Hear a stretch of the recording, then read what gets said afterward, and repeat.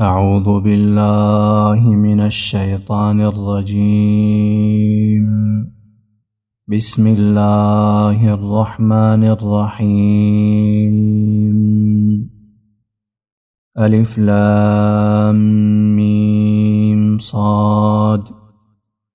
كتاب أنزل إليك فلا يكن في صدرك حرج منه لتنذر به وذكرى للمؤمنين. سورة الاعراف مکی سورت ده. څلېرویشت رکوګانې لري او 206 آیاتونه لري. ترتیب مصحفي کې 9 نمبر سورت ده او ترتیب نزولی کې 9 نمبر سورت ده. وجه تسمیه دی سورت همدا ده چې دی سورت ته سوره اعراف ځکه ویل کېږي چې اعراف د جنت او د جهنم ترمنځ یو ځای دی. په دې باندې به څه خلک وي چې نه به جهنم کې وي او نه به جنت کې وي.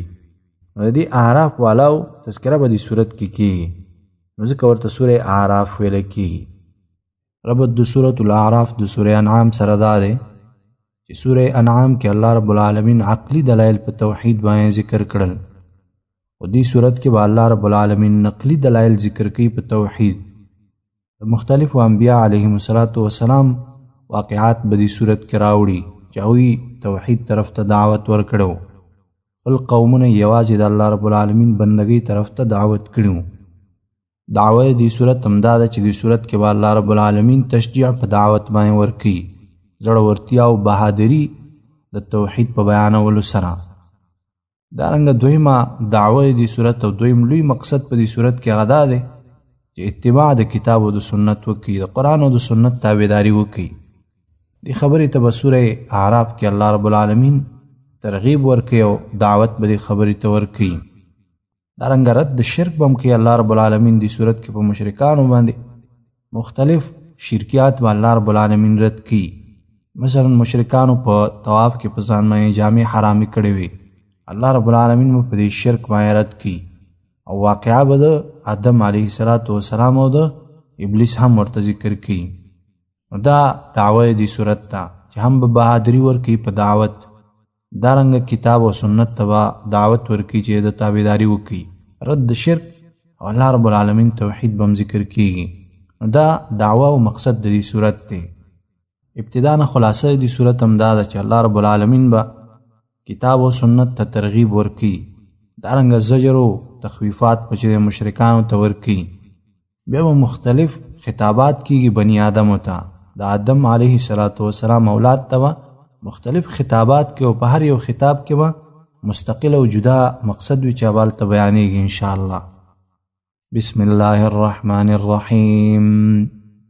الف لام میم صاد. الله پوهیږي د حروفو په معناو او د دې په مراد باندې. دا حروف مقطعات دي، دا باندې مخکې خبره شوې وه چې دا په مقصد او معنا باندې الله پوهیږي. کتاب انزل الیک فلا یکن فی صدرک حرج منه.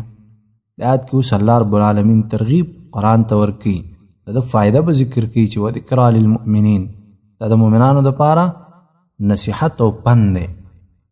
کتاب دا کتاب دی انزل چې نازل کړی شوی دی الیک تا ته، فلا یکن نو ندی وی فی صدرک په سینه ستا کې حرج تنګسیا منه د قرآن نه، د رسولو او د دې د دعوت نه دی ستا سینه تنګ نشي. لتنذر دې دپاره چې ته ویره ورکړې به په دې کتاب سره، و ذکر او دا یاداشت دی للمؤمنین د مؤمنانو دپاره. دا قرآن کریم د مؤمنانو دپاره پند و نصیحت و وعظ او یاداشت دی. اتبعوا ما انزل الیکم من ربکم. د آیات کې اوس ترغیب ورکوي اتباع د قرآن او سنت ته. اتبعوا تابعداري کوئ ما د هغه څه انزله چې نازل کړی شوي دی الیکم تاسې ته من ربکم د طرفه د رب ستاسې نه، الله د طرف نه قرآن او سنت دا دواړه نازل شوي دي. قرآن وحی جلی ده او سنت وحی خفی ده، پټه وحی ده، دا دواړه ما انزله دي. ولا تتبعوا او تابعداري مکوئ من دونه سوا د الله نه اولیاء د نورو دوستانو. حلال او حرامو کې امر نهي او دی کې الله رب العالمین نه سوا او داغه په خلاف باندې د بل چا تابعداري مکوئ. قلیلا ما تذکرون. قلیلا ډیر کم ما تذکرون نصیحت اخلی تاسی. وکم من قریة اهلکناها فجاءها بأسنا بیاتا او هم قائلون. آیتونو کې اوس الله رب العالمین تخویف دنیوي ورکی چې الله رب العالمین ګوره عذاب راولي، خلکو ته پتم نه غفلت کې په انسانانو باندې عذاب راځي، به یوازې همدا چغې وهي چې مونږ ظالمان یو، بس مونږه کمی کړی دی. وکم من قریة او ډېر د کلو والا نه اهلکناها هلاک کړي دي مونږ هغه، وجاءها نو راغی هغوی ته بأسنا عذاب زمونږ بیاتا په وخت د شپه کې، د شپې به زمونږ عذاب ورته راغی. او هم یا به دوی قائلون د غرمې ودو، د غرمې په وخت کې به دوی قیلوله کې ودو، دې وخت کې به مونږ دوی ته عذاب راوستلو. فما کان نو نو دعواهم فریاد د دوی اذ جاءهم کله چې راغی دوی ته بأسنا عذاب زمونږ، الا مگر ان دا قالو چې ویل یا انا كنا ظالمین، انا كنا یقینا مونږ ظالمین ظالمانو، ظلم مونږ کړو. هلته به خپله اقرارو کې بخپل ظلم باندې. فلنسألن الذين ارسل الیهم ولنسألن المرسلین. یاد کې اوس تخویف اخروی ورکی، قیامت پر ورځ باندې هم د خلکو سره حساب شته دی. ولنسألن الذين نو خامخا پوښتنه به وکړو مونږ د هغه کسانو نه ارسل چې لیږلی شوي دي الیهم هغوی ته، رسولان او پیغمبران ورته لیږلی شوي دي، مراد تېنه امتونه دي، امتونو نه به پوښتنه وکړو. ولنسألن او خامخا پوښتنه به کوو مونږ المرسلین د لیږلی شوو نه، پیغمبرانو نه به هم مونږ پوښتنه کوو. انبیا علیهم الصلاة والسلام نه به د دعوت او د امت د حال پوښتنه کیږي، او دارنګه د امت نه به د هغوی د اعمالو چې دا اعمال هم کړي، دا هم کړي، دا هم ولې کړي، څرنګه هم کړي، دا پوښتنې به د هغوی نه کیږي. ولنقصن نو خامخا بیانوو به مونږ علیهم په دوی باندې بعلم په علم سره، په دوی باندې به مونږ په خپل علم سره بیان کوو، او د دوی د پټو او د ښکارو اعمالو خبر به دوی ته ورکوو. وما كنا او نه یو مونږ غائبین غائب، د دوی د اعمالو نه مونږ غائب نه یو. والوزن یومئذ الحق، د عاد کې تخویف دی. والوزن او طول د عملونو یومئذ په دغه ورځ باندې حق، دا حق دی، په دغه ورځ باندې به اعمال تللی کیږي.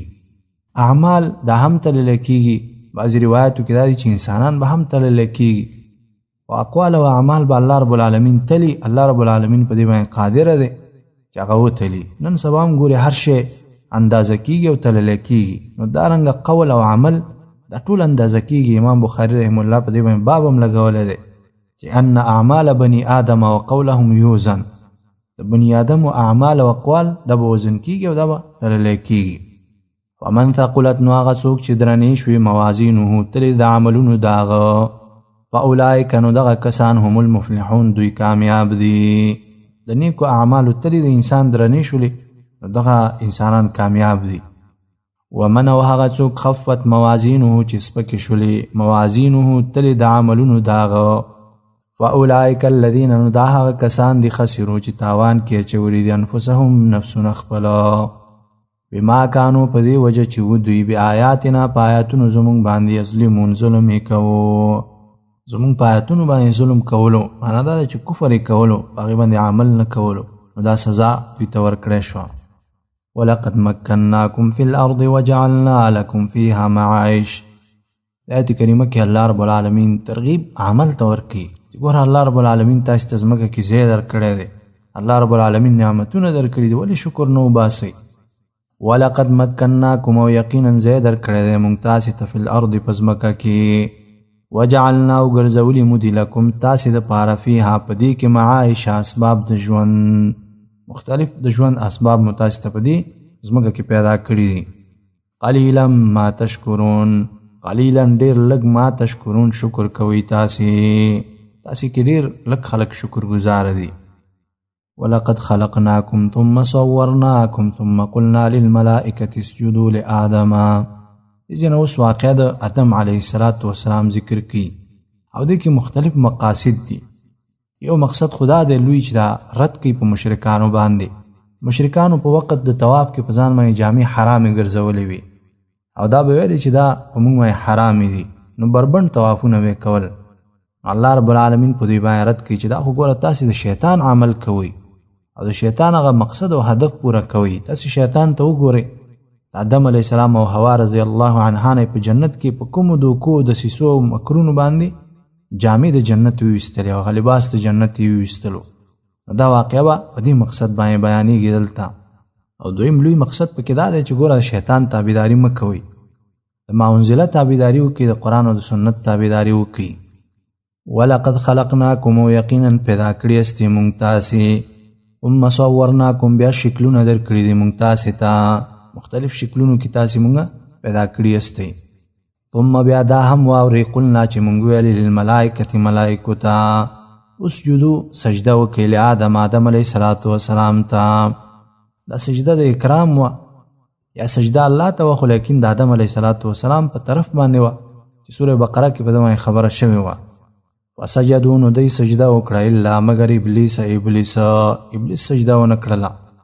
لم یکن، نو دی من الساجدین د سجده کوونکو نه. دا واقعه مخکې بیان شوې وه.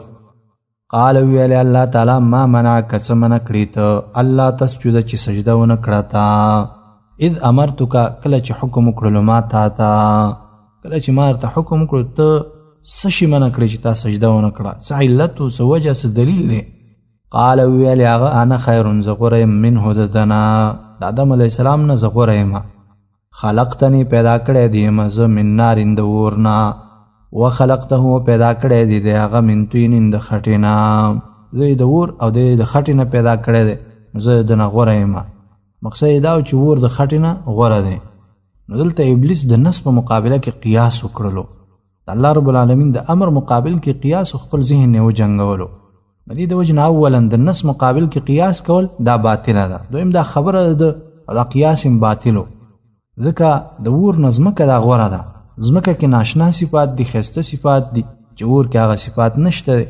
ځمکه خو هغه څیز دی د الله رب العالمین چې دی څیزونه رازرغونوي، حتی حیوانات او انسانانو د ټولو ته چې دی ګیاګانې او د خوراک اسباب رازرغونوي. اما اور چې دی هغه دا څیزونه سیزي، هغه ختموي. دارنګه ځمکه کې چې دی عاجزي او دارنګه نور ښایسته ښایسته صفات شته دی، د خټې نه خلک آبادي کوي او داسې نور، اور کې بیا هغه صفات نشته دی. نو دې د وجې نه دا خبره غلطه وه. نو د قیاس وکړلو د نس په مقابله کې. نو دې د وجې نه د نس مقابل کې قیاس کول، خپل ذهن جنګول، دا غلطه خبره ده. ډېری خلکو کې دا صفت وي، ته به ورته قرآن وی، آیات به ورته وی، حدیث د رسول الله به ورته وی، هغه به خپل ذهن جنګوي چې نه ګوره که داسې شي نو دا خو بیا داسې کېږي او هغه بس د ځان نه لګي او قیاسونه کوي او د خپل ذهن جنګوي. نه، بس موږ تاسې به د نس تابع یو. قرآن څه راته ویلي، احادیث راته څه ویلي دي، د دغه کتاب او سنت په تابعدارۍ باندې ما او تا مکلف یو، هر څنګه حکم یې چې کړی وي. نو کله چې ابلیس مخالفت وکړو نو الله رب العالمین اوس ورته امر کوي چې بس د جنت نه کېوځه، اوځه د جنت نه. قال ویلی الله تعالی فاهبط، نو کوز شه منها د دینا، جنت نه کوز شه. فما یکون، ندی مناسب لکه تا لران تتکبره چې تتکبر وکړي فیها په دې کې، جنت کې تکبر وکړي دا ستا دپاره مناسب نه دی. وځه فاخرج، نو وځه، انک یقینا انت من الصاغرین، د ذلیلانو نه یې، ته به ذلیلی او د ذلیلانو د جملې نه. قال انظرنی الی یوم یبعثون، کله چې الله رب العالمین ورته دا حکم وکړلو نو د الله رب العالمین نه سمدستي مهلت وغوښتلو چې الله ما ته مهلت راکړه تر قیامته پورې د ژوند. الله رب العالمین دا امتحانا دته د مهلت ورکړلو. دا مهلت د توبې او د رجوع دپاره نه و، بلکې د حسد دپاره و چې دغه آدم علیه السلام اولادونو سره حسد وپالي او دوی ګمراه کی. قال ویلی د انظرنی، مهلت راکه ماته، الی یومی، تر هغه ورځې پورې یبعثون چې دا خلک به دوباره راپورته کولی شي، د قیامت تر ورځې پورې ماته مهلت راکه. قال ویلی الله تعالی انک یقینا انت من المنظرین، د مهلت درکړی شوی نه، د مهلت می تا ته درکړلو. قال فبما اغویتنی لاقعدن لهم صراطک المستقیم، کله چې ابلیس پوه شولو چې مهلت الله رب العالمین راکړلو نو بیا وایي چې زه به دا ستا بندګانو ته په نیغه لار کې کینم او دوی به د هر طرف نه ګمراه کوم. قال ویلی د فبما اغویتنی، بس په دې وجه چې تا ګمراه کړلم زه لاقعدن، خامخا کینم به زه لهم دوی ته صراطک المستقیم، په لاره ستا المستقیم چې نیغه ده په صراط المستقیم باندې به زه کینم او دا خلک به د هغې نه ګمراه کوم. ثم لآتینهم بیا به خامخا راځم زه دوی ته من بین ایدیهم مخې د دوی نه ومن خلفهم او د شا د دوی نه وعن ایمانهم او د ښي طرفونو د دوی نه وعن شمائلهم او د چپ طرفونو د دوی نه. مقصد دا دی چې د هر طرف نه به زه کوشش کوم چې دوی ګمراه کړم. ولا تجد وبه نه مومې ته اکثرهم اکثره د دوی نه شاکرین شکر کوونکي. ډېر خلک به دوی شکر نه وباسي او شکرګزار به نه وي. قال اخرج منها مذءوما مدحورا. اوس الله رب العالمین ورته امر کوي چې وځه. اول امر په طریقه د فیصلې و چې الله رب العالمین فیصله وکړله او دویم د دې امر د نفاذ دپاره و. دویم ځلې ورته ویلې چې اخرج وځه. او یا اول امر د جنت څخه اسمان ته وتلو او دویم امر د اسمان نه ځمکې ته و. قال ویلی الله تعالی اخرج اوزه منها د دې نه مذءوما بدحاله مدحورا رټلی شوی. بدحاله او رټلی شوی د جنت نه وځه او چا چې ستا تابعداري وکړه هغه به هم د سره جهنم کې واچومه. لمن خامخا څوک تبعک چې تابعداري کوي ستا منهم د دوی نه لأملأن خامخا ډکوم به جهنم منکم ستاسې نه اجمعین ټولو نه. نو کله چې ابلیس ته خطاب وشولو نو آدم علیه السلام ته خطاب کی چې تا او بیبي دي جنت کې اوسېږئ.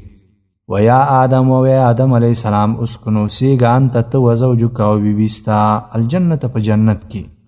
فکلا پس خورئ دواړه من حیث شئتما د هغه ځای نه شئتما چې خوښئ ستاسې. ولا تقربا او مه نږدې کېږئ هذه الشجرة دې ونې ته. یوه ونه الله رب العالمین ورته وښوده چې دې ونې ته به نه نږدې کېږي. تخصیص د ونې نشته دی، چا ویلي غنم دی، چا ویلي انځر دی، مختلف اقوال پکې دي. نو دې ونې ته مه نږدې کېږئ. دا یو ابتلا او امتحان و په آدم علیه السلام باندې.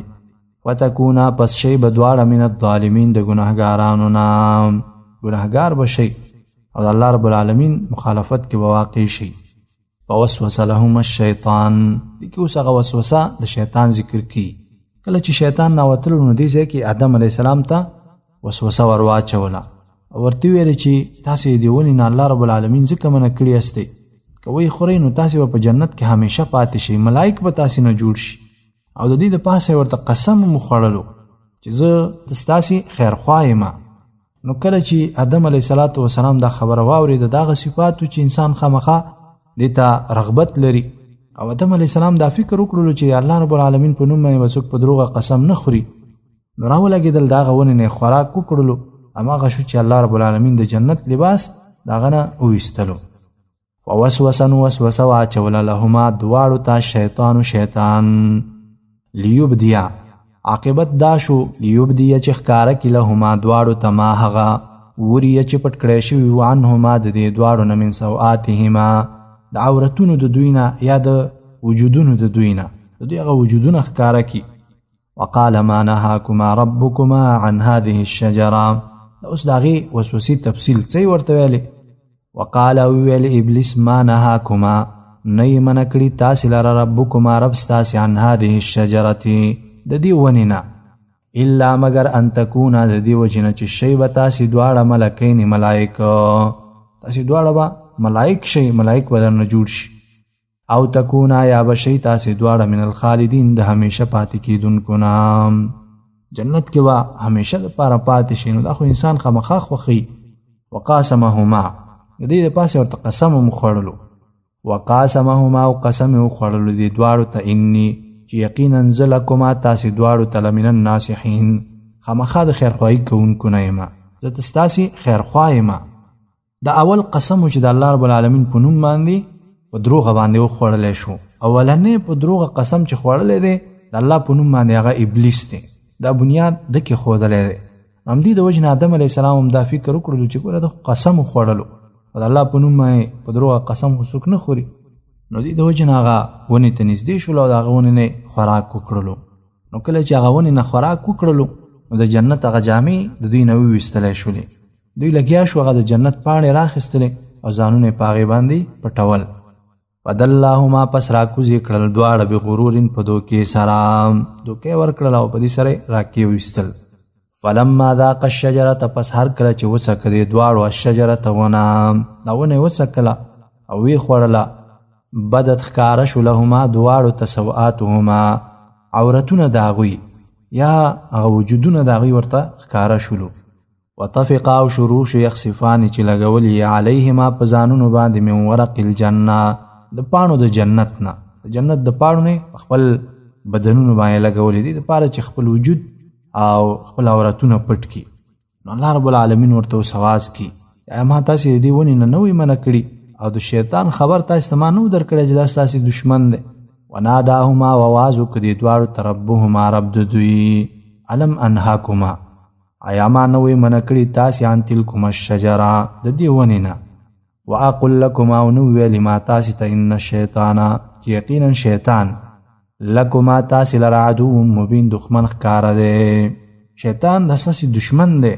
د سره خیال کوي دشمن سره به سړی خیال کوي نو دوی راولګېدل او الله رب العالمین ته عاجزي شروع کړله قال او ویلې دې دواړو ربنا ای رب زمونږ ظلمنا ظلم کړی دی مونږ انفسنا په خپلو ځانونو وان لم تغفر لنا او که بخښنه ونه کړې ته مونږ ته وترحمنا او رحم ونه کړې لنکونن خامخا شو به مونږ من الخاسرین د تاوانیانو نه وان لم تغفر لنا که بخښنه ونه کړې ته مونږ ته دا معنا نه ده چې آدم علیه الصلاة والسلام ګناه کړې ده ځکه انبیا علیهم الصلاة والسلام معصوم دي ځکه آدم علیه الصلاة والسلام قصدن دغې ونې ته نه دی نږدې شوی او نه یې هغه ته عزم او قصد کړی دی ځکه بل ځای الله رب العالمین فرمایي چې ولم نجد له عزما د ده عزم او قصد موږ ونه موندلو ځکه آدم علیه الصلاة والسلام خپل عاجزي او انکسار الله رب العالمین ته بیانوي ځکه دا د نیکانو خلکو عادت وي چې معمولي نقصان هم وشي هغه ډېر غټ ګڼي او الله رب العالمین ته بیا رجوع کوي او انکسار او عاجزي الله رب العالمین ته کوي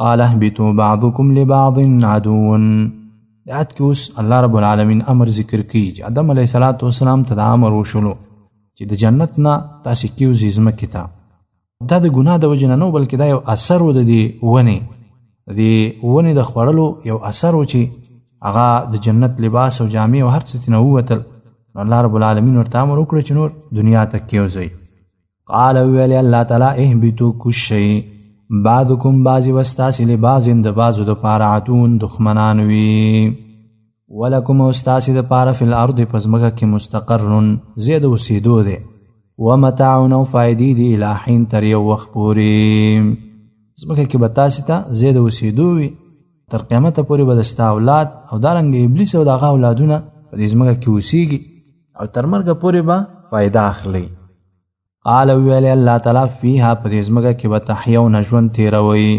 وفیها او په دې کې به تموتون مړه کېږئ دې کې به تاسې ژوند هم تېروئ او مرګ به هم تاسې ته په دې کې راځي ومنها او د دې نه به تخرجون راویستلی کېږئ تاسې قیامت په ورځ باندې به حشر او راجګېدل تاسې د همدې ځمکې نه وي یا بني آدم قد انزلنا علیکم لباسا یواری سوآتکم د آیت نه وروسته اوس خطابات شروع کېږي بني آدمو ته او د هر یو خطاب کې مختلف مقصد دی د ایت کریمه کې اول خطاب الله رب العالمین کوي بني آدمو ته او مقصد او هدف دا دی چې لباس د الله رب العالمین یو نعمت دی دا په ځان باندې حرام مه ګڼئ لکه څرنګه چې مشرکانو حرام کړو یا بني آدم ای اولاد د آدم علیه السلام قد انزلنا یقینا لګلی د مونږ علیکم تاسې ته لباسا جامه یواری چې پټوي سوآتکم عورتونه ستاسې وریشن او ښایست دی مونږ تاسې ته جامه رالیږلې ده چې په دې باندې ستاسې عورتونه پټېږي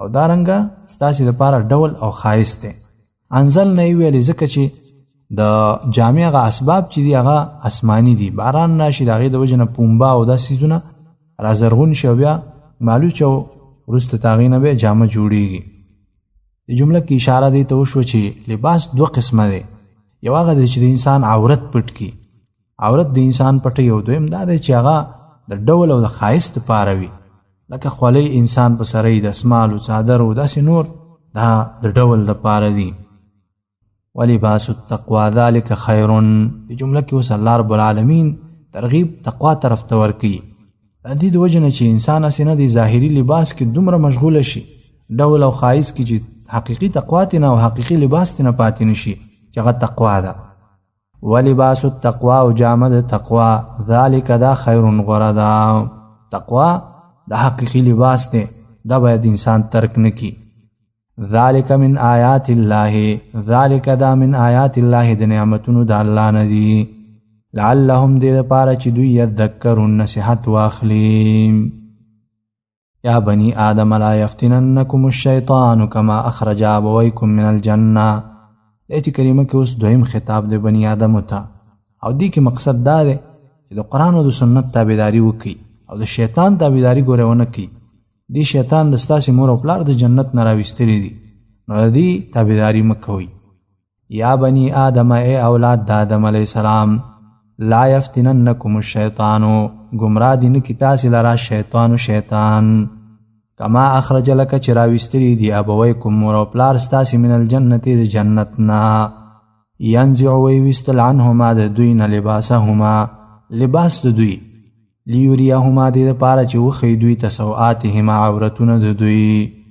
انه یقینا یراکم ویني تاسې لره هو هغه، وقبیله او قبیله د هغه من حیث د هغه ځای نه لا ترونهم چې نه وینئ تاسې دوی لره.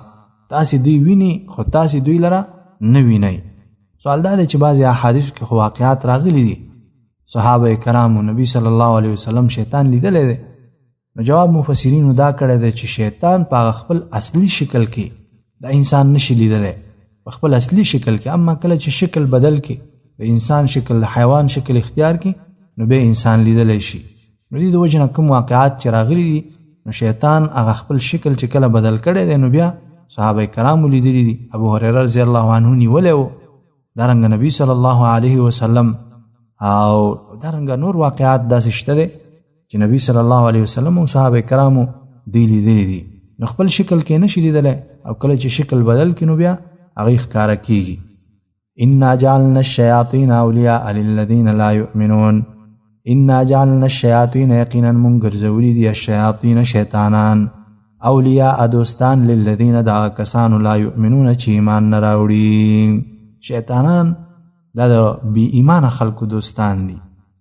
وَإِذَا فَعَلُوا فَاحِشَةً قَالُوا وَجَدْنَا عَلَيْهَا آبَاءَنَا.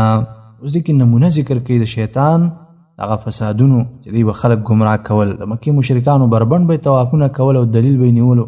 خپل مشران او پلاران هم په دې موندلي دي، او په دې باندې الله وی مونږ ته امر کړی دی. سبحان الله، الله رب العالمین د دوی جوابونه کوي. بیا وَإِذَا فَعَلُوا، او کله چې وکړي دوی فاحشة بدکار، یو بدکاري وکړي، بحیایي وکړي، قالوا وی دوی وجدنا مندلی دی مونږه علیها په دې باندې آباءنا پلاران خپل مشران او پلاران هم په دې مندلی دي.